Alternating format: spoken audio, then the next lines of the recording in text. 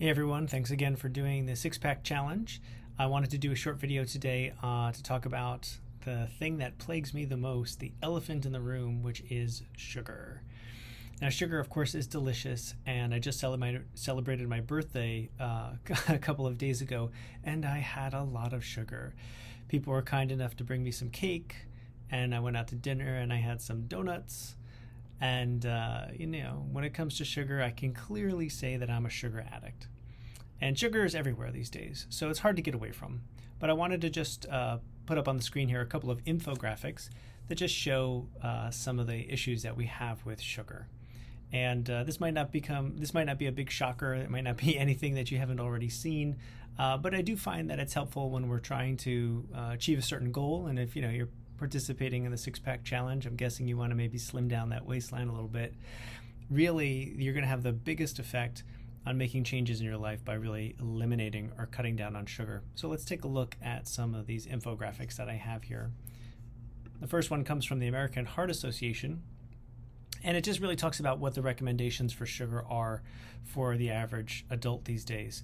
So women getting about 6 teaspoons of sugar, or the equivalent of 25 grams, and getting about 100 calories of your diet out of sugar, which is very, very little when you think about having a diet that may be somewhere between 1,600 to 2,000 calories.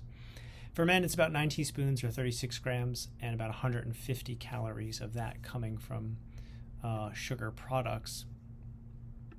This next infographic I want to put up in here, this is one of my favorites, is just a really nice way to kind of summarize where we're finding sugar. I want to take a look first at the middle portion of the infographic. And again, we have that 9 and 6 teaspoon recommendations of sugar a day. The actual intake, though, of the average American is 22 teaspoons of sugar a day, which is the equivalent of 3 cups of sugar a week, or 27 candy bars. That's so much sugar. And the majority of our sugar really comes from our food, but it can also come from beverages. And that's probably one of the easiest ways to cut out sugar, is to stop the sugary drinks. So this would include things like soda, which in the top left corner of our infographic here, there's basically around 44 grams of sugar in your average soda, so about 10 teaspoons of sugar in your average soda. So really, if you were looking to have soda in your diet, you couldn't really have more than like a can a day, or maybe 3/4 of a can a day. And that's it, you're done for the day at that point. But sugar also shows up in other foods like ketchup, crackers, peanut butter, yogurt. And so it can be tricky how much sugar we actually get in our diets when we're not really paying attention to everything that's on the label. I think one of my favorite statistics from this infographic comes from the right-hand side here. Then and now. In 1822, Americans consumed about 45 grams of sugar every 5 days. So basically having one soda every 5 days. Whereas in 2012, we're now up to 756 grams of sugar every 5 days, which is the equivalent to 12 sodas. So in about 100 years or so, we've increased our sugar intake exponentially, really from 1 soda a week to 12 sodas a week. And sugar shows up in all kinds of ways, and it has huge effects on our health, contributing to type 2 diabetes, addiction, depression, acne, headaches, fatigue, dental issues, and obesity. But the thing about sugar, which is tricky, is yes, we know that sugar is present in things like candy bars and soft drinks and things like that.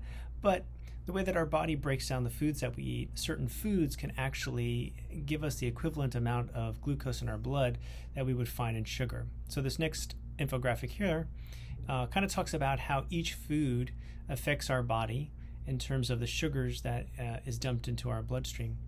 And so if we look at the very top here, we have basmati rice and white potatoes, which are very high starchy foods. About 150 grams serving of that would be the equivalent of somewhere between 9 and 10 teaspoons of sugar.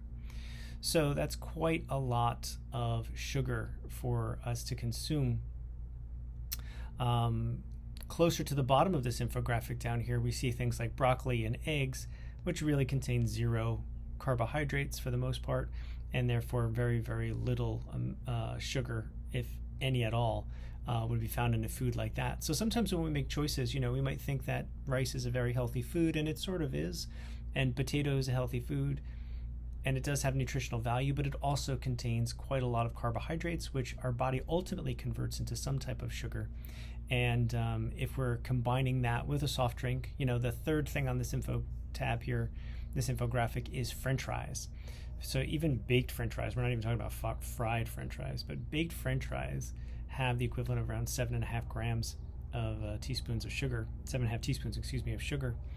And combine that with like a soda, and all of a sudden your sugar intake for the day is like through the roof. So sugar gets into our bodies in a lot of different ways, and it has a lot of effects on us. I'm not anti-sugar. I think sugar is awesome. I love it very much.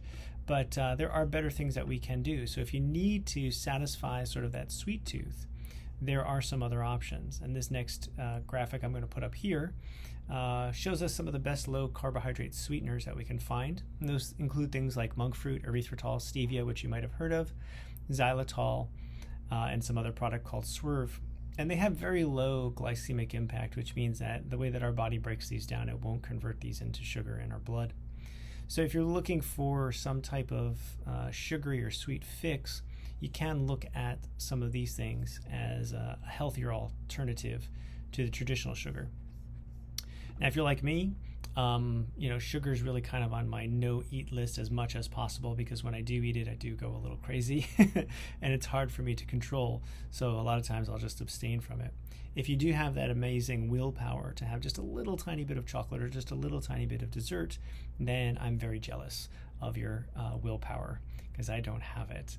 But the one thing that I can say over the years that I have noticed is that lowering my consumption of sugar in all forms really has created less of a craving for sugar.